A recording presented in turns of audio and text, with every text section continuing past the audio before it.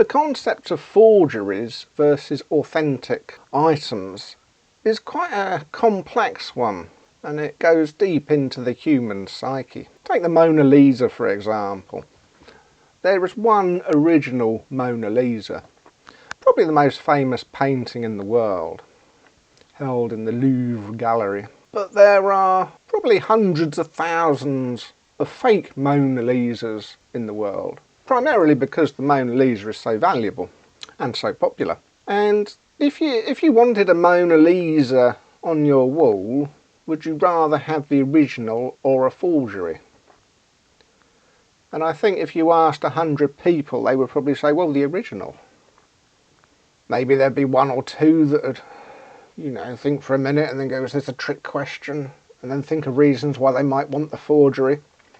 Like, well, I would hang the forgery in my living room and have the original in the basement. But essentially, the human condition is that we just like the original. We don't like the idea of having a fake version of something, even if they're visibly identical in almost every detail. There's something very special about the unique, authentic item. If we go shopping and we buy a can of Coke, we would like that can of Coke to be the original can of Coke as made by the company Coca-Cola. We don't want it to be a visually identical item with contents unknown, created by somebody who's just knocking up fakes in a back room somewhere. And from this point of view, once you enter the world of foodstuffs, it's for your own health, isn't it? Because you just don't know what's possibly in the fake one. I used to collect coins when I was younger, but I sold them all off about 5 or 6 years ago. And one of the main reasons that I sold them all off was because I couldn't wrap my head around the idea that I had no idea if any of them were fake, or if any I bought in the future might be fake. This all evolved because when eBay came along, it really opened up the collecting markets, and people were able to easily complete their collections by going online, and pretty much every coin in the world could be traded on eBay very easily, and it's all a big fiesta. But after about 10 years of that, it's like the amount of fakes on there was growing and growing and growing, and particularly with the advent of China becoming a huge world leader. One of the things that made sort of China stand out as a trading nation, particularly on sites like eBay, was that you didn't know if they were fakes or not, because Chinese society is so separate from Western societies that they can produce fakes without the government ministers coming round and telling them off and fining them and putting them in prison. The local enforcer can't wander off to China and arrest people. So there's lots of forgeries going on in that region of the world, and then pumping them onto eBay or other places to make easy money. And because coins often involve precious metals such as silver and gold, that becomes doubly important, because if you're making an investment into a precious metal, not just a coin but a precious metal, then you don't really want your precious metal to not actually be precious metal. That would be quite upsetting to somebody who's forked out 150 quid for a nice coin, and they get it through the post and it all looks fine. Then 20 years later you take it to a reseller, and it's nearing retirement, here you go, and they look at it and go, that's a fake, mate. You what? That's a fake, mate. A fake, mate? No, mate, no, mate, it's a fake. Oh, is it? Oh well. And anything that's valuable probably will have a fake version. But as technology has improved, our ability to detect fakes has improved, but our ability to create fakes has improved much faster. So for example, in this day and age, you're watching me, you're probably not, I mean my videos get 0 views, so you're probably not, but if you're watching me, you're thinking, is that AI? Is that a fake me? Am I a fake me?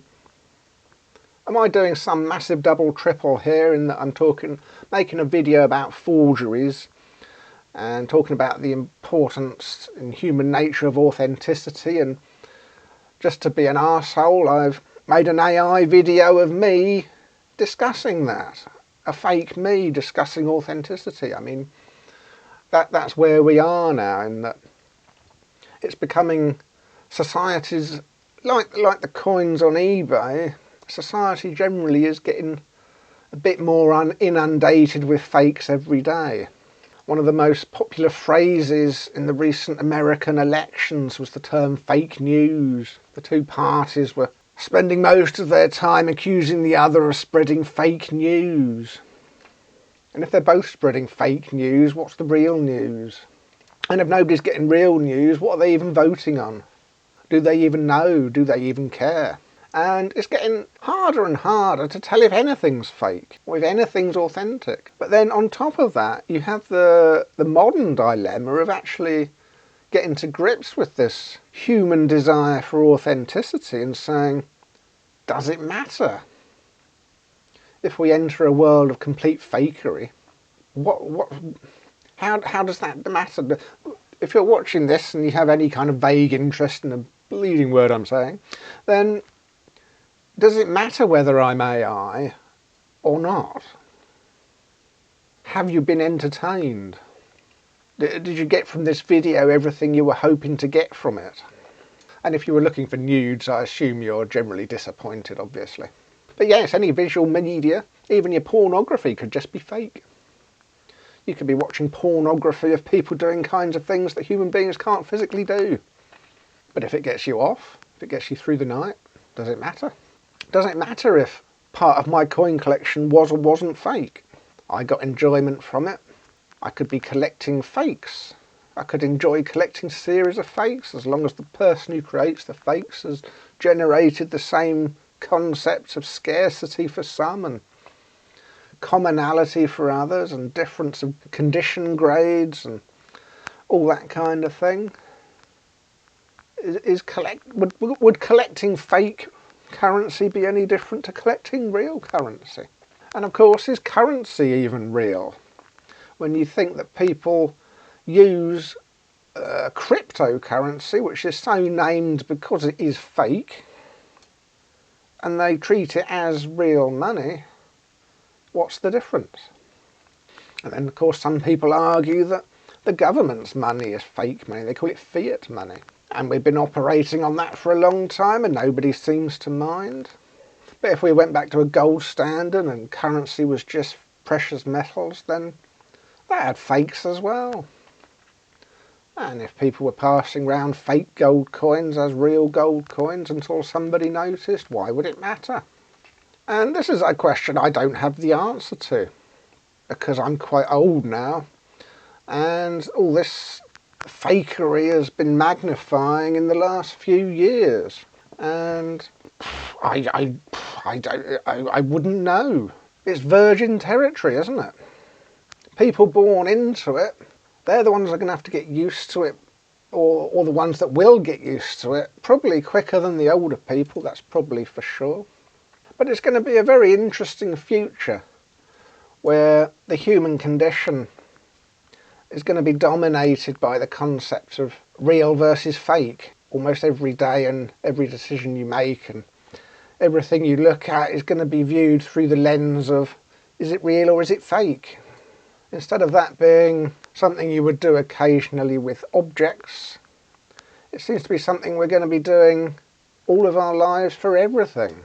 Perhaps in the future of robotics, we can create fake physical versions of ourselves that can go out and do our work for us while we sit at home and drink a fake cup of coffee and watch fake videos of fake people doing how-to videos on how to create fake versions of yourself to go out and work, so you can sit at home and watch videos about how to increase your ability to forge things.